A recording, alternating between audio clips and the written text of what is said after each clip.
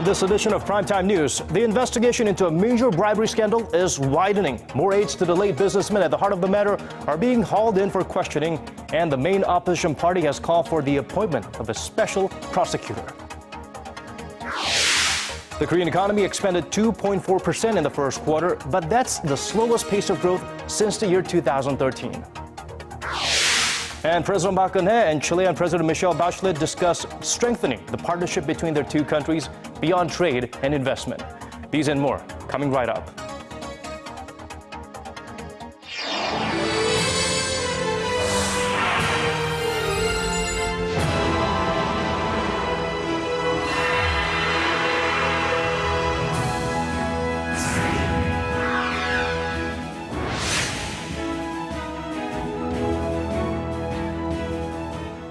It's April 23rd on a Thursday here in Korea. Good to have you with us. I'm Daniel Choy. And I'm Hwang. Welcome to Primetime News. We begin with the latest developments in a high-profile bribery scandal that's shaking local politics. Prosecutors are leading an ongoing investigation, but the latest call for them to get the job done quickly and effectively comes from opposition party leader Moon Jae-in, or Park Ji-won starts us off. With the so-called Woan-jong bribery list still riffling through politics, the main opposition New Politics Alliance for Democracy leader Moon Jae-in called for the appointment of special prosecutors to find out the truth behind the scandal, which involves several high-profile ruling Saenuri Party politicians. Prosecutors should proceed with a prompt and tough investigation until the independent counsel team is appointed. The impartiality of the independent counsel team should also be guaranteed. Speaking to reporters at the parliament on Thursday afternoon, Moon urged the ruling Saenuri Party and President Park Geun-hye to root out corruption once and for all, saying the opposition party is ready to cooperate. The ruling party has pointed out that the now-deceased businessman behind the bribery list was twice pardoned for corruption by the liberal Roh Moo-hyun administration. In response, Moon, who was the former chief of staff to the late president, asserted that the Roh Moo-hyun administration is innocent. I can assure you that there was no one at the presidential office during the No administration who received illegal money in return for giving those pardons. Moon added that the 8 people listed on Seong's suicide memo, including current presidential chief of staff Lee Byung-gi, should resign from their posts and let the investigation take its course. Ruling Saenuri Party leader Kim Moo-sung later responded saying it's not right to pressure those named in the scandal to resign in case the investigation shows they are innocent. However, the scandal has hounded Prime Minister Wankoo into submitting a resignation after just 2 months in office. Lee was one of the people named in a note left by former businessman Woan-jong, who committed suicide earlier this month while his company was being investigated for embezzlement in relation to a failed overseas energy project that was greenlit by the Lee Myung-bak administration. Park Ji-won, Arirang News. And staying with the scandal story, prosecutors have issued a formal arrest warrant for one of the late businessman's closest aides on suspicion of destroying evidence, and another has been arrested. And that is Park Jun-ho is also the former executive director of the late businessman's company Gyeongnam Enterprises, and prosecutors suspect the two met the day before Woan-jong committed suicide. Park is also believed to have been directly involved in delivering roughly $92,000 in kickbacks to a local politician back in 2011.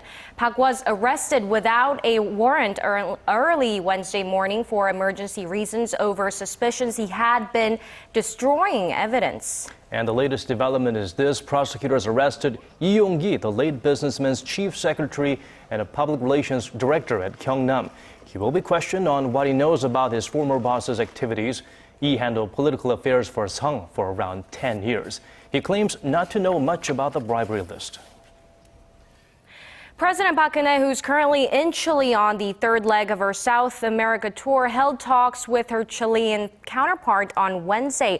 The two leaders discussed ways to increase cooperation beyond the existing FTA focus. Our Choi Yoo-sun reports from Santiago. Reflecting upon their decade-long FTA, President Park Geun-hye and Chilean President Michelle Bachelet agreed to take their cooperation beyond just trade and investment. FTA 등으로 다져진 양국 관계 발전의 기반을 바탕으로 해서 공동 시장 구축을 위한 파트너십을 강화해 나가기로 하였습니다. Since 2010, Chile has been offering $40,000 in capital, a one-year visa, and various tax incentives to support 1,000 startups from 75 countries, which earned Chile the nickname Silicon Valley. Korea, also taking measures to foster startups, signed a deal with Chile to mutually support their ventures, a move expected to see 90 Korean ventures in Central and South America in the next 10 years. A deal between Chile's state broadcaster TVN and Korea's educational broadcasting system on sharing education and cultural contents will better market products related to Korean animation characters like its world-famous Pororo. With Santiago planning to increase its electricity from renewable energy sources to 20% by 2025, a bilateral deal to cooperate on future renewable energy projects will allow Korean firms to secure a strong presence in the Chilean market. President Park's state visit has also moved Korea a step closer to winning some of Chile's big infrastructure projects, like the one to construct a tunnel linking Chile and Argentina. In an interview with local daily El Mercurio, President Park said she expects an increasing number of Korean investors to seek opportunities in Chile as the country offers a favorable environment consisting of an open market, social safety, and transparency. 최유선, Arirang News, Santiago. The Russian ambassador to South Korea is in Seoul to address a range of issues. At a press conference earlier in the day, he touched on the possibility the North Korean leader will visit Russia in May and potential Russian investment in the Kaesong industrial complex. Our Hwang tells us more. North Korean leader Kim Jong-un will likely attend the Victory Day celebrations in Moscow next month. That's according to Alexander Timonin, the Russian ambassador to South Korea. His participation was confirmed maybe through diplomatic channels, the details of which aren't always disclosed. Russia has repeatedly said that Kim Jong-un will attend the May event, though Pyongyang has not made an official comment. President Park Geun-hye declined her invitation, citing a scheduling conflict, squashing hopes of a meeting between the two leaders. Speaking to reporters in Seoul on Thursday, Timonin hinted that Russian investment in the inter-Korean Kaesong industrial complex was imminent. A lot of projects are underway. One of them was proposed by a Russian Korean. It has to do with food products. More information will be given once a deal is reached. The Russian envoy said Seoul and Moscow are also in close talks about building a gas pipeline that would run from Russia across North Korea to South Korea. But he also reiterated Russia's opposition to the possible deployment of a U.S.-made missile defense system to South Korea. We oppose the deployment of THAAD in regions close to Russia. Timonin, who also served as the Russian ambassador to Pyongyang, urged the two Koreas to resume talks as soon as possible. He expressed hopes that the two countries will find ways to approach and work with each other. Hwang, Arirang News. And Japan continues to paint itself to a corner. One of Japanese Prime Minister Shinzo Abe's close aides has paid her respects at a highly controversial war shrine in Tokyo. Citing a source at the Yasukuni Shrine, Seoul-based Yonhap News Agency reported that Japan's National Public Safety Commission Chief Eriko Yamatani visited the place on Thursday. Yamatani was one of the cabinet ministers who visited the shrine last October as well. 14 Class A war criminals are among the war dead honored by the shrine, and visits there by the Japanese leadership angers Korea and China, the victims of Japan's past militarism. Abe did not visit the shrine, but did send a ritual offering earlier this week.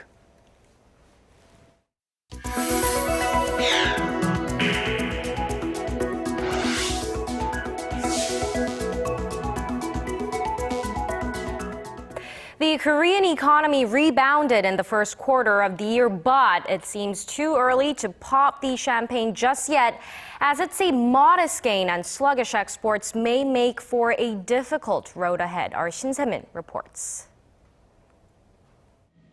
The Korean economy grew 0.8% in the first 3 months of this year. That's a pickup from a 0.3% gain in the fourth quarter of 2014, but still firmly in the below 1% range for the fourth straight quarter.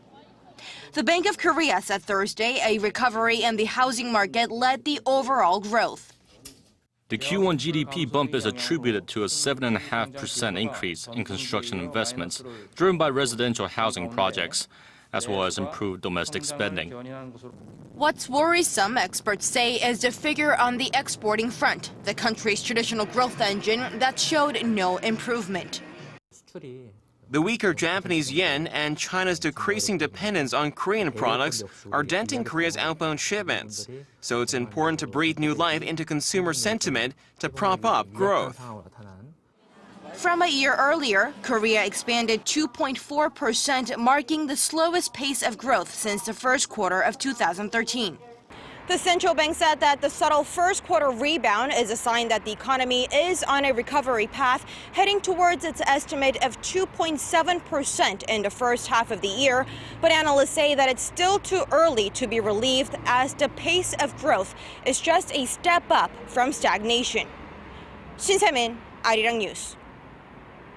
And amid the country's sluggish recovery, the strong Korean won trend coupled with falling global oil prices pulled down sales at most Korean companies last year. Kim Min-ji has the details. Korean companies had a tough year in 2014, with many of them seeing a record drop in sales. The Bank of Korea says the sales at over 1,500 listed firms and nearly 200 key non-listed companies fell 1.5% last year from the year before. That's the lowest since relevant data began to be compiled in 2003. The central bank attributed the sales decline to falling global oil prices and the strengthening Korean won against the US dollar, which have lowered export prices. By sector, sales in the electronics industry saw a drop of over 7%, while the chemical and oil sector fell 3%. The sales drop is in turn pulling profits down. The operating profit to sales ratio of the companies surveyed also fell to a record low of 4.3% last year. That translates into an operating profit of 4.3 cents on every $100 sold. The central bank data showed, however, that companies are improving in terms of financial stability. The companies saw their debt ratio fall to about 92% from over 95% last year, the lowest level since 2007. Kim Min-ji, Arirang News. Korea's auto giant Hyundai Motor is losing profits, posting a drop for the fifth consecutive quarter, the first quarter this year, mostly due to weaker overseas currencies. On Thursday, the company posted $1.5 billion in profit, down 18% from the same period last year. That leaves the firm with 7% profitability. Hyundai sold 1.2 million units in the first 3 months of the year. That's down 3.6% from 2014. The auto company has been struggling to compete with Japanese rivals like Toyota, as the Korean won's relative strength against the Japanese yen has made its exports more expensive. Hyundai Motor is the world's fifth largest automaker in terms of sales when combined with its affiliate, Kia Motors. As part of efforts to improve the dire youth unemployment situation, the government has laid out a comprehensive set of measures for reforming the labor market. But as our Kim Ji-hye tells us, an umbrella union is against the plan and intends to lead a general strike against it starting Friday. The conflict between the government and labor unions peaked after they failed to reach an agreement on key labor reforms earlier this month. The Korean Confederation of Trade Unions, the country's second largest umbrella union, says it'll lead a nationwide strike starting Friday. The umbrella union expects around 70,000 participants on the first day and around 200,000 over the next several days. The strike is being held to protest the government's push for structural reforms in the labor sector. Director, which calls for flexibility in the labor market. The umbrella union claims the move will increase the number of irregular positions, making it easier for companies to lay people off and lower wages. The union is also calling for a minimum pay hike from the current $5 to just over $9. It also wants an end to the government's plan to reform the pension system for public servants. Calling the action an illegal strike, the government says it will not back down on its labor reform plans. The Ministry of Government Administration and Home Affairs says it plans to charge 20 or so union leaders with violating laws and codes of conduct concerning public servants. The Education Ministry says it'll take disciplinary action against the heads of schools that allow their teachers to participate in the strike. Kim Jae, Arirang News. Koreans love superhero movies, and I'm no exception. Iron Man and his crew are back, and Korean audiences can't wait to watch their latest adventure on the big screen. The Avengers Age of Ultron opened in theaters across the country today. Korean movie fans have been snapping up tickets by the bucket load, and Hollywood is taking notice. Connie Kim tells us Korea and Hollywood's relationship goes beyond selling tickets. Before the Avengers sequel hit screens in Korea on Thursday, ticket reservations had exceeded well over 900,000, a record for the local movie industry. But that excitement comes as no surprise. Koreans are known for loving American films. Iron Man 3 found its third largest market in Korea, and Frozen did even better. The country was the film's second most profitable market after the US. An American film production company says Hollywood has recognized a lucrative potential here, making Seoul a regular stop on the promotion circuit. The market has been much more important to the U.S. studio system because of the fact that the box office is growing, something that we take into consideration once we make our movies, as well as promote the movie. Although Korea is a small country with a population of 50 million, its movie market was 7th largest in the world last year, with the US, China, and Japan taking the top 3 spots. And that isn't Korea's only advantage. Industry insiders also say Hollywood sees Korea as a source for new ideas and talent. Hollywood itself is hungry for more stories, and it's been looking out to comic books and mangas and many different types of storylines. And we really have a unique storylines that would really cater out to Hollywood. And also, they've been looking for pool talents in ethnic groups. Although the Korean film market has been expanding steadily, experts say a long-term growth strategy is needed to build on recent successes. I mean, with the Avengers, it's a great example of a Hollywood studio coming to Korea and making a film with the help of the local authorities here, and having them shoot in Seoul. It's kind of win-win situation for the studios. I mean, Experts say that what's needed to foster the growth of the Korean film industry is support for both local independent films and collaborative projects between Korea and Hollywood. They add that commercial hits are necessary to expand the overall Korean movie market, while independent movies nurture creativity and originality. Connie Kim, Arirang News.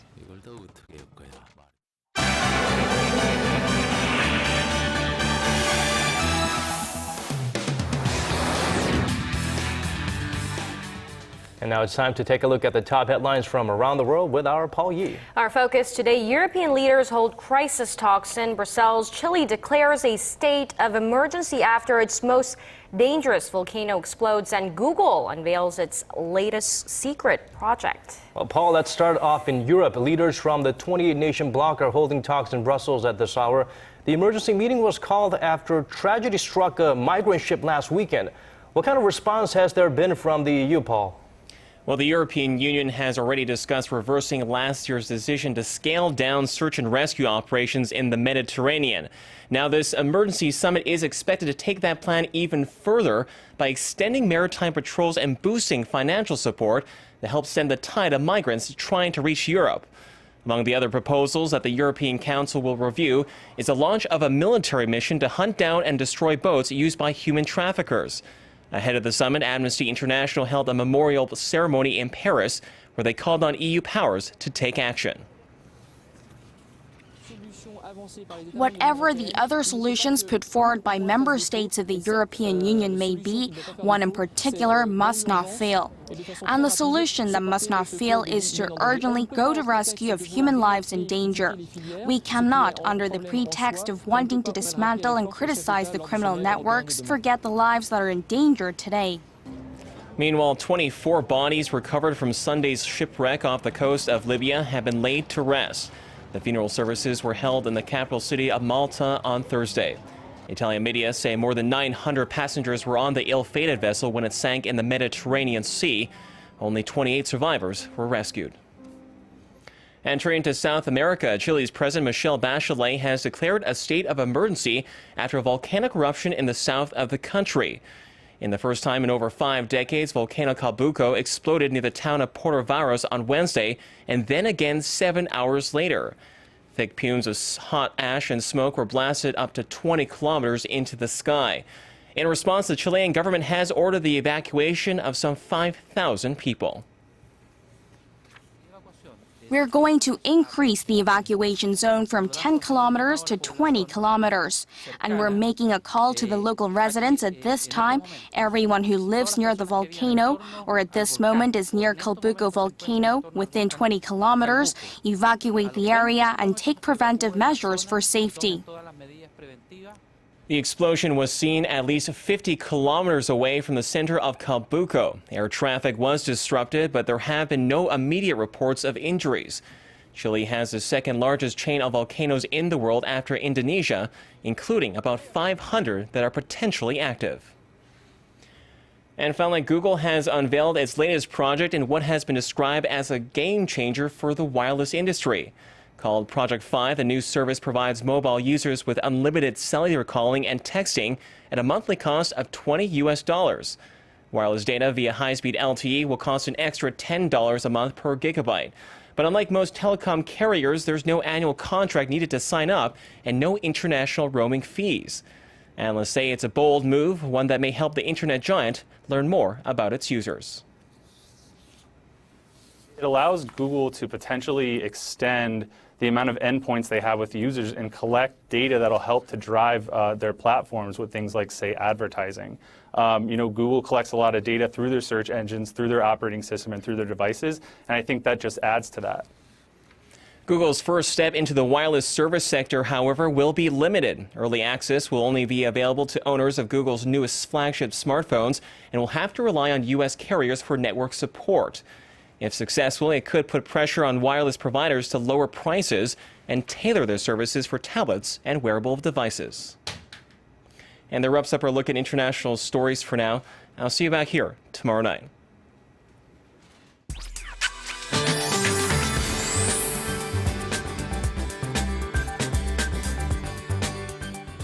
Well, many parts of the country saw their highest temperatures of the season this afternoon, and tomorrow is expected to be warmer than today, but it will be much cooler in the eastern parts of the nation, including Ulsan. And it's that time of year again when you need protection from that strong spring sunshine. The UV index will be high across the nation, so have that sunglasses and sunblock ready for tomorrow, but also beware that the metro area could have a moderately high level of fine dust during the day, so you may want to limit your outdoor time. On that note, here are the readings for Friday. Now, the low in Seoul kicks off at 8, but the high will soar to 22. And Daegu and Gwangju will continue to enjoy a warm day with highs topping out at 26 and 24, and Busan will hit 21 tomorrow afternoon. And as for the other regions, Daejeon and Jeju Island should see a high of 23 and 22, while Dokdo rises to 18. Now, it seems like warm and sunny conditions will continue throughout the weekend, with highs hovering way above these seasonal averages. Well, that's all for Korea, and here's international weather for viewers around the world.